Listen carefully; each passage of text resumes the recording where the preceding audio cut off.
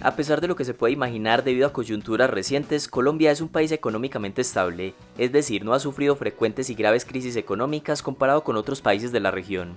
Según esta gráfica que muestra el crecimiento económico desde 1961 hasta 2019, Colombia solo tuvo un año en el que su economía decreció. En otras palabras, en los últimos 50 años, sin contar la crisis del COVID, solo en 1999 el crecimiento económico fue negativo.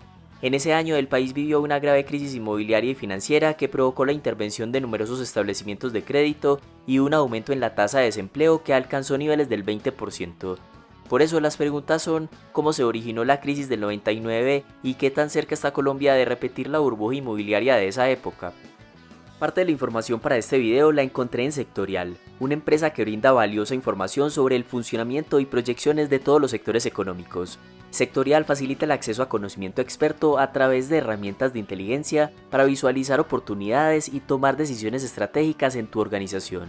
Estas son de gran utilidad en planes comerciales y en la prevención de los riesgos que se puedan materializar en los sectores de tu interés. Para mayor información les dejo un link en los comentarios. Resulta que hace 50 años en Colombia los recursos para adquirir una vivienda se obtenían por medio de ahorros personales o con créditos pero a corto plazo. Las tasas de interés eran fijas, por lo tanto, si la tasa de inflación era mayor a la tasa de interés, el sistema financiero obtenía tasas de interés reales negativas, de manera que no habían incentivos para que la banca privada ingresara al mercado de préstamos de vivienda.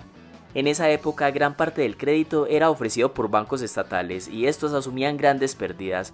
Por estas razones, para incentivar el ahorro e impulsar la construcción masiva de vivienda, se creó en 1972 el Sistema de Unidad de Poder Adquisitivo Constante, más conocido como el UPAC. Con este sistema, las tasas de los ahorros y de los créditos sí tenían en cuenta las variaciones en la inflación, lo cual incentivó una mayor participación de la banca privada. Años después, a partir de 1990, se dio una apertura comercial y una desregulación del sistema financiero que estimuló la entrada de capitales al país, y a diferencia de años anteriores existía una mayor competencia entre las entidades financieras para otorgar créditos. También se flexibilizaron los requisitos para adquirir un préstamo. Por ejemplo, las entidades financieras prestaban en algunos casos hasta el 80% del valor de la vivienda, cuando lo normal era que se prestara entre el 60 y el 70%. Como consecuencia, los créditos para vivienda experimentaron un crecimiento sin precedentes, o sea que cada vez más colombianos se endeudaban para comprar casa. El monto de los préstamos creció a una tasa promedio anual del 10% entre 1973 y 1992. Frente a este auge de los créditos, hubo un incremento en los precios de la vivienda hasta 1995, porque años después se explotaría la burbuja inmobiliaria. Una de las razones que explican el estallido de la burbuja inmobiliaria es que en 1997 se presentó una crisis financiera en varios países asiáticos como Tailandia, Indonesia, China, Singapur y Corea. En 1998 esta crisis se propagó hasta Latinoamérica, provocando una fuga de capitales en los países de la región. Tanto en Colombia como en otros países se implementaron políticas monetarias restrictivas con el fin de defender la liquidez nacional, elevando la tasa de interés e intentar evitar la fuga de capitales. Y como las cuotas mensuales de los créditos estaban atadas a las tasas de interés, también aumentó el valor de las cuotas mensuales que pagaban los deudores. Esto deterioró su capacidad de pago y cada vez más colombianos dejaban de pagar sus créditos. Un buen porcentaje tuvo que devolver sus viviendas porque las deudas superaban el valor de la misma vivienda. Sumado a esta posición vulnerable de los deudores, la tasa de desempleo pasó de niveles del 8% en 1994 al 20% en 1999. Y al final de la crisis los precios de las viviendas habían caído casi la mitad. Las causas de esta crisis en Colombia no se diferencian mucho de la crisis hipotecaria y financiera que sufrió Estados Unidos en 2008. En ambos casos, las bajas tasas de interés para pedir prestado y una mayor facilidad para acceder al crédito generó un aumento de la demanda, pero como la oferta de vivienda es fija a corto plazo, los precios tienden a subir. Este aumento de precios atrae a más compradores porque esperan que sigan subiendo. Sin embargo, en algunos casos los precios terminan cayendo abruptamente luego del auge. Como lo mencionamos, uno de los factores que precipita la caída de los precios es la subida de las tasas de interés, tal como pasó en Colombia y en Estados Unidos. Cuando esto sucede se producen dos efectos. Por un lado, quienes tenían contratadas tasas variables en sus créditos ven que el valor de sus cuotas mensuales se encarecen, por lo que se sienten incentivados a vender su propiedad. Pero al mismo tiempo las mayores tasas de interés desincentivan pedir prestado, entonces hay menos compradores en el mercado. De modo que si muchos vendedores no encuentran compradores, comienzan a caer los precios, se generan impagos de la deuda y se termina desencadenando una crisis inmobiliaria. Los primeros y más perjudicados con esto son los propietarios más vulnerables, pues no contaban con ahorros ni con otras fuentes de ingreso, porque tener casa propia no siempre es la mejor decisión financiera, y en Colombia se ha idealizado culturalmente el hecho de ser propietario, pero puede no ser una buena opción para algunas familias quedar comprometidas con una deuda por 15 o 20 años. Entonces, cuando se relajan tanto los requisitos para obtener un crédito hipotecario, existen estos riesgos de una crisis inmobiliaria.